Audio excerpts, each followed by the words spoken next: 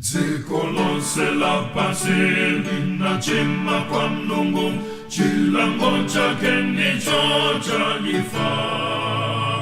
Kumapota Yesu yo anatetsa mlandu wo, Potifera ife pamtandapo. Onani mwana wangu sani, wachota chimolo se pansipa. Ndiye Yesu fumu yo, ndiye mpulumutsi yo, Potifera ife pamtandapo.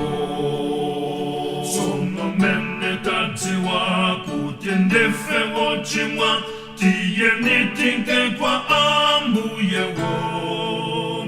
Tisachite manyazi, tiwauze chingolo, iwo atati kulolukela. Onani mwana wangu sani, wachota chingolo se pansipa.